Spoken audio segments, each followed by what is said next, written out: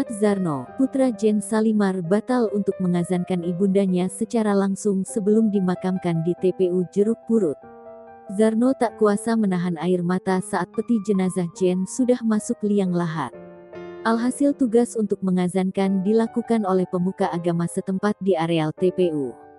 Setelah Jen dimakamkan pun Zarno terlihat duduk sambil menangis.